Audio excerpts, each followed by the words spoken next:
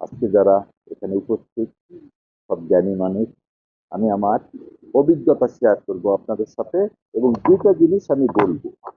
সেটা হচ্ছে এদেশে কিভাবে ইলেকশন ইঞ্জিনিয়ারিং হচ্ছে। তো ইলেকশন ইঞ্জিনিয়ারিং কিভাবে হয় এটা যদি আমি বুঝতে পারি, তাহলে কিভাবে বন্ধ করা যাবে সেটা আমার জন্য বোঝাটা সহজ। আবার বলে দিচ্ছি, ইলেকশন ইঞ্জিনিয়ারিং কিভাবে হয়েছে অতীতে এটা যদি বোঝা যায়, তাহলে সামনে ইলেকশন ইঞ্জিনিয়ারিংটা বন্ধ করা সহজ হবে।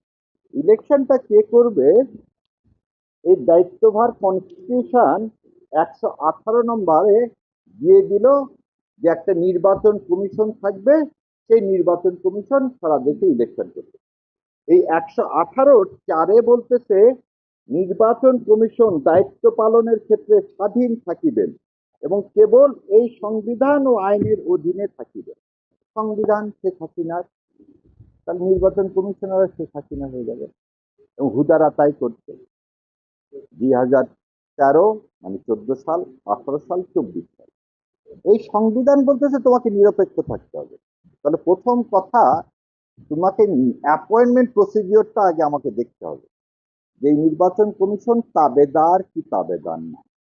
আর জুলাইয়ের 36 জুলাই আমাদের আসল কথাটা কি ছিল, যে কোনো বৈষম্য থাকবে না, কোনো তাবেদারি থাকবে না, আমরা কারো পক্ষে কোনো এজেন্ডা বাস্তবায়ন করব না।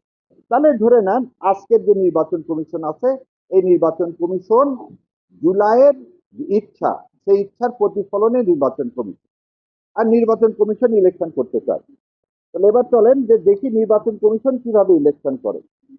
আর্টিকেল 120 বলতেছে, এই ভাগে নির্বাচন কমিশনের উপর ন্যস্ত দায়িত্ব পালনের জন্য যেরূপ কর্মচারী প্রয়োজন হইবে, নির্বাচন কমিশন অনুরোধ করলে রাষ্ট্রপতি নির্বাচন কমিশনকে সেইরূপ কর্মচারী প্রদান করিবে।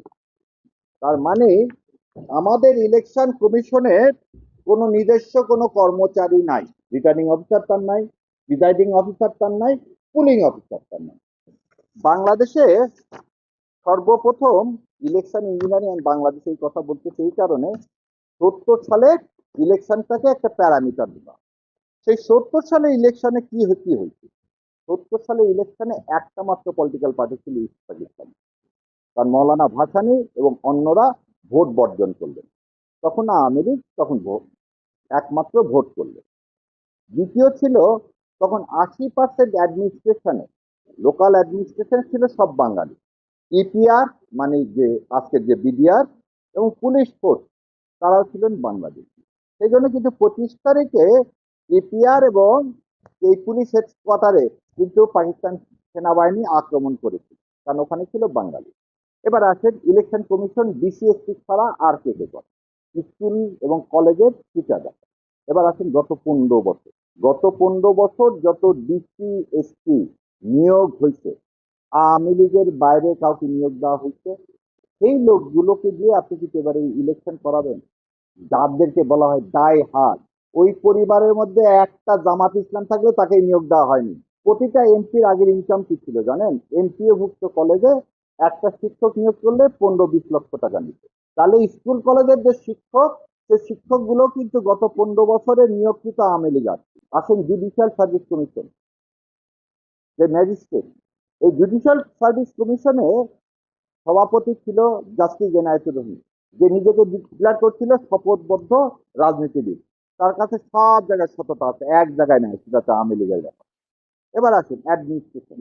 আগেই বলছি যে আমাদের যে এখন প্রশাসন, এই পুরা প্রশাসনটাই আওয়ামী লীগের। কারণ গত 18 মাসে এই সরকার কাউকে নিয়োগ দান করেনি, একমাত্র জুডিশিয়ারি ছাড়া। আমাদের জুডিশিয়ারি 80 জনের মতো জাজ নিয়ে যাওয়া, আলহামদুলিল্লাহ। অন্য কোনো জায়গায় আপনি এটা দিলেন না। এই 36 জুলাইয়ের যে মানসিকতা, আমাদের বিপ্লবের যে মানসিকতা, আমাদের রক্তের যে মানসিকতা, ওনার ট্রান্সফারের কাছে এর কোনো মূল্য নাই। আপনি মানসিকতা পরিবর্তন করতে পারেনি, এদেরকে ধাক্কা দিয়ে ফেলে দেওয়া উচিত ছিল সেদিন। এই ব্যর্থতার জন্য আজকে এই প্রতি মুহূর্তে এখনো মানুষের মধ্যে সংশয়, ইলেকশন হবে কি হবে। আর একটা জিনিস হচ্ছে, প্রিজাইডিং অফিসারের হাতে আছে নমিনেশন পেপার বাতিল। সারা দেশে মহা উৎসবের মতো পার্টিকুলার কিছু দলে, আর একটা দলের একজনেরও বাতিল করলেন না। একটা দলের একটা নমিনেশন আপনি বাতিল করেননি, বাকি সমস্ত দলের করছেন।